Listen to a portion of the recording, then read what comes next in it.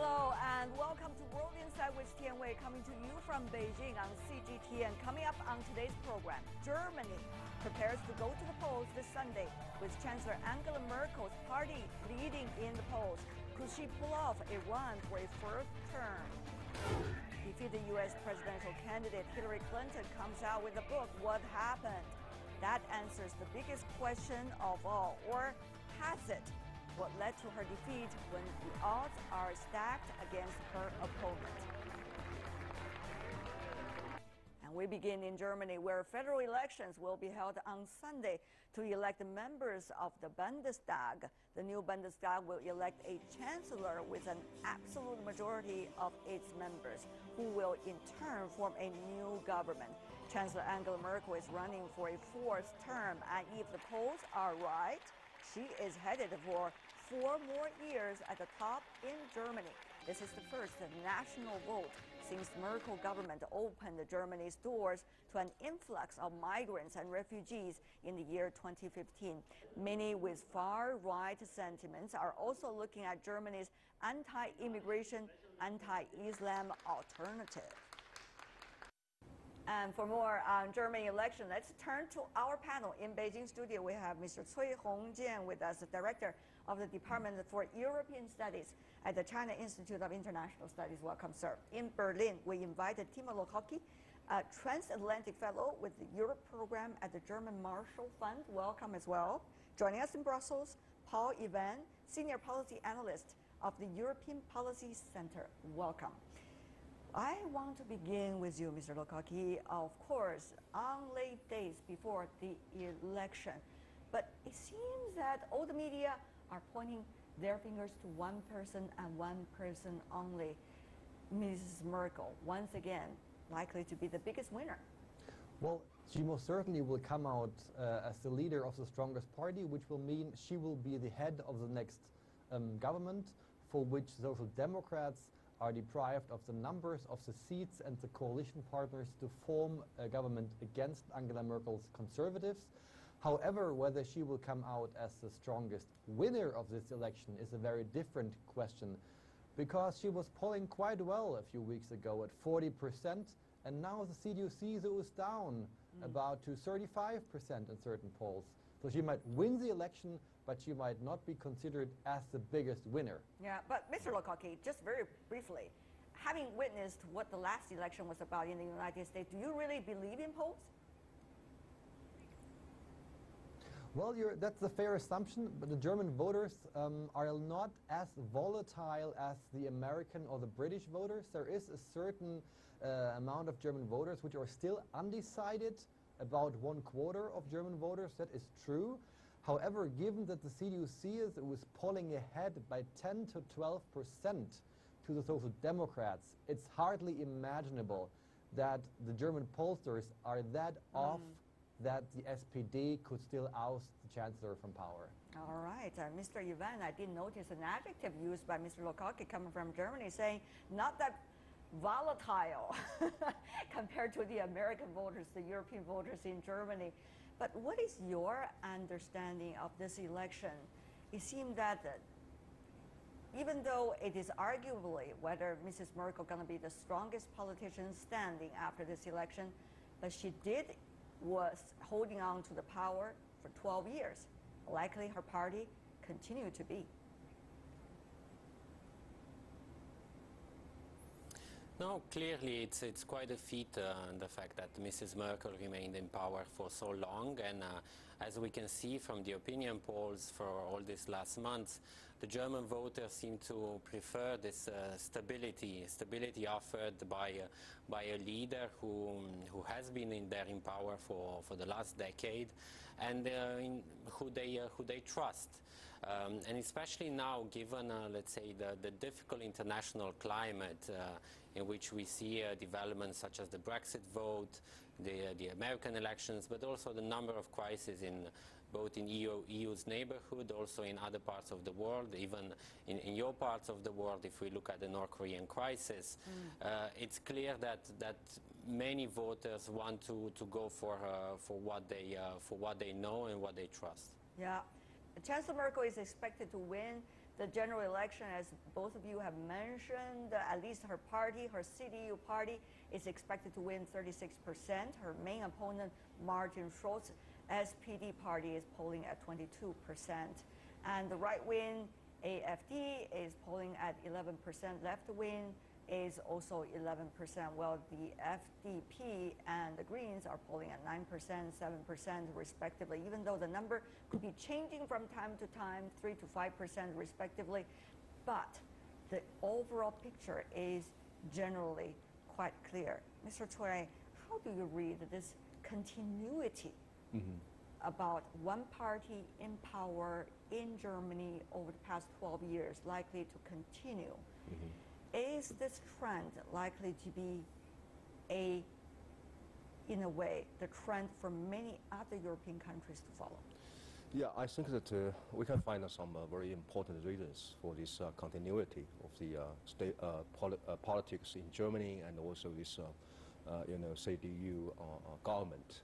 Maybe I think one of the most important reasons is a very, very good or excellent, economic, growth in Germany, especially under the ruling of the CDU government. And of course, at the same time, I think another very important reason is a very, very special political culture in Germany, because it's very different. It's very special from other European countries, especially when the left party and the right party.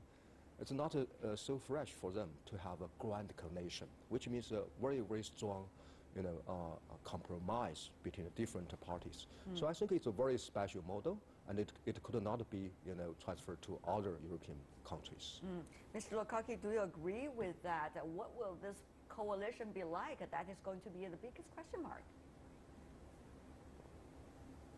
Well, it's difficult to say whether the Germans will continue with a grand coalition.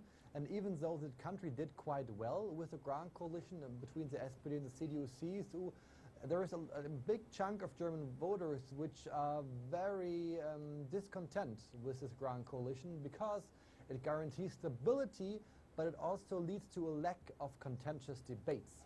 The Germans actually, before the last 10 years, used to argue a lot about politics. There used to be a lot of polarization, especially about economic matters. So there's a lot of German voters who crave that time where debates were contentious, passionate, and emotional. So there's a lot of Germans who would like to see the SPD becoming the strongest opposition force so they can push the CDU-CSU, so that they can push emotional and contentious debates again. Well, they wish to, but will they really function like that? That is maybe not the case. Mr. Lochocki, very briefly from you. Yes, definitely. We do not quite know whether the CDU-CSU can form a sufficient coalition with any other party but the Social Democrats. The CDU-CSU is currently polling, as you said, at 36 to 38%, which means in order to get 48%, they need to form a stable coalition. They need a strong, small party, the Liberals or the Greens. But it seems like they might be too weak to join a coalition with the CDU-CSU, and then people keep talking about a so-called Jamaica coalition. Jamaica because it's black, green, and yellow. Yellow is the Liberals, green the Greens, and black is the Conservatives. So they could try to form a coalition against the Social Democrats and the left and the right, but this coalition would be very, very new, so we do not know if it's really working. And if that's not working, the grand coalition is the option of last resort. Yeah. Mr. Cui, China is watching this from afar, but there has been enormous respect coming from this country toward what Germany has gone through and be able to achieve. Having said that, though, many wonder whether that has anything to do with the very stable continuity of politics, with one politician quite powerful and capable, such as Mrs. Merkel, in power for 12 years, and the coalition be able to be smoothly established and smoothly carrying out their compromises. Mr. Cui, what is your analysis here? Yeah, exactly. Just like I mentioned before, that it's difficult for other European countries to copy the model of political culture from Germany. But indeed, and so far, as we know, Germany achieved a lot, not only on economic and also on political policy continuity.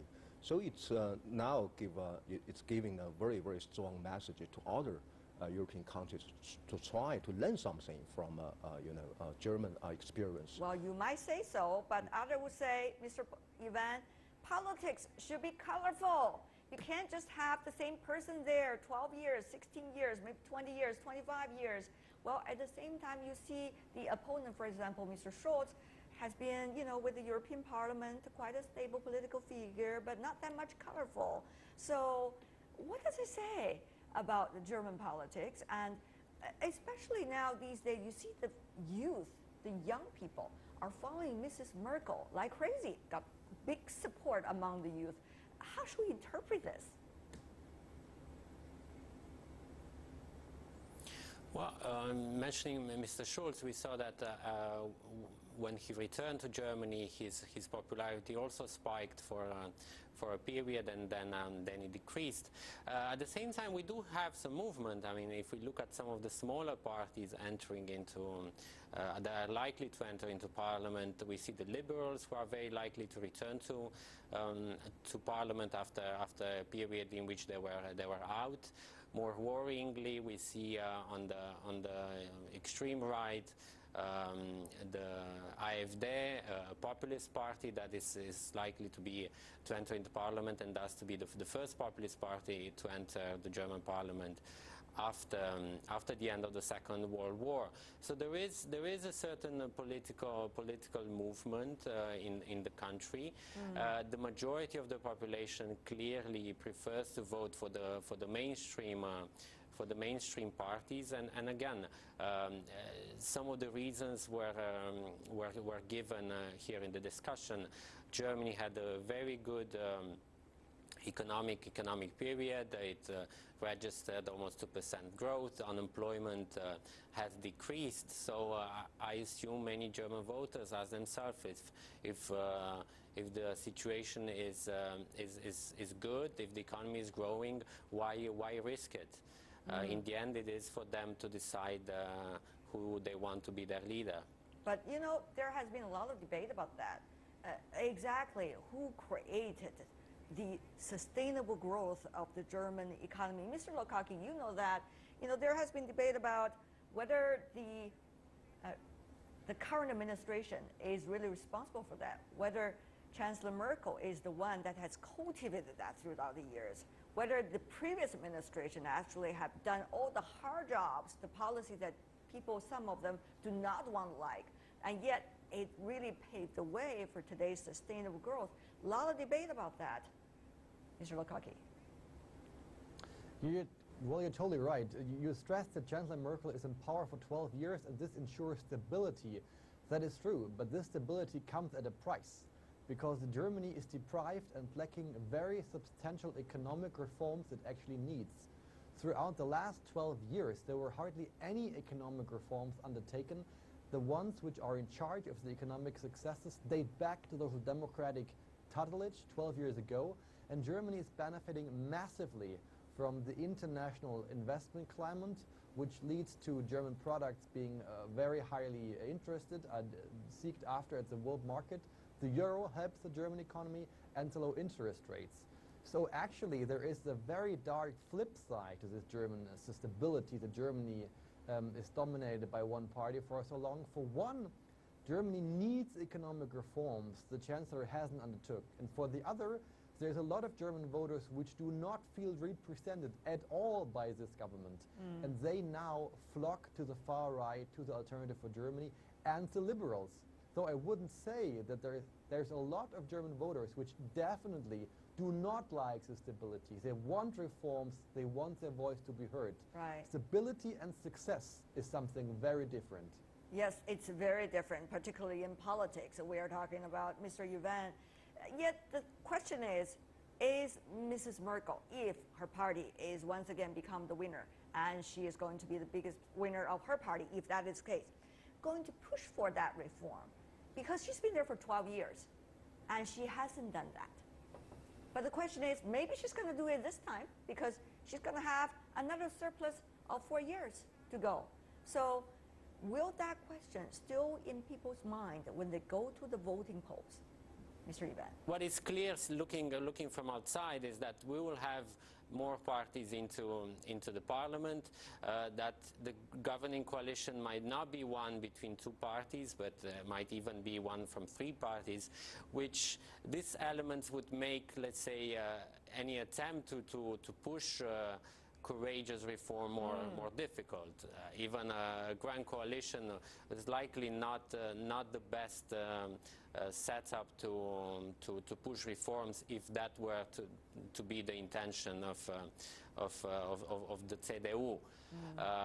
So I would say difficult at this point, as we don't know yet also exactly which parties will form the governing coalitions. As I mentioned earlier, and also to come in continuation to what was said previously, there is clear movement, and clearly not everybody is happy with the sort of stability. Certainly, when you talk about this happens happen in other European countries as well. Well, there is stability, but on the other hand, there is not that much stability. Mr. Cui, you understand earlier there has been some migrant crisis going on, and certain policies have not been very much well accepted back at home in Germany by Chancellor Merkel. And she has changed her policy, her stance. Of course, things quiet down. And yet, with another 4 or 5 years to go, the party who's in charge, the coalition who is at work, and the chancellor, whoever is there in the office, have to give some concrete answers to all of these questions, Mr. Cui. I don't think there will be another time for Chancellor Merkel to try to push for some reforms like you mentioned before, because I don't think that according to her personality, Ms. Merkel is not active reformist. But of course, she is good at managing any kind of a crisis like the refugee and the migration issue. One of the her few problems was criticized by public or other countries in Europe. But I think that how to say this, the when or the new coalition dominated by Ms. Merkel will be a very, very strong symbol to this stability of German politics firstly, and then European politics. So I think just like some European media mentioned that it's a very, very boring election for this moment, but that's fine for Germany and for Europe. All right. Before we go, 40 seconds left for you, Mr. Lochocki. Of course, the joke is everybody in Germany call Mrs. Merkel the Mutti, meaning mom in German language. And that, in a way, describe what she is like in people's minds. Will that still be the case with this election? That's a very good question. Well, there's a lot of Germans who want to get a divorce from Mutti, if you want to put it that way. A lot of Germans on the far right want to get rid of her, and the other Germans hoping that she is preventing the Germans from having to undertake crucial economic Eurozone or migration efforts. So the Germans will probably see a very different Mutti in the coming years, because pressing reforms in the Eurozone, migration, defense, global trade are needed and asked from her. So Germans' view on her Mutti will probably change in the next years. I see. The news program and World Insight with Tian Wei of CGTN will bring you all the latest of the German election, as we are bringing you special programs for the next few days with the latest of the German election. Big day for Germany, and certainly big day for Europe as well. But for now, let me thank the three of you, Timo Lochocki and Paul Ivan, Cui Hongjian. Thank you so much, gentlemen, for being with us. Really appreciate it. You're watching World Insight with Tian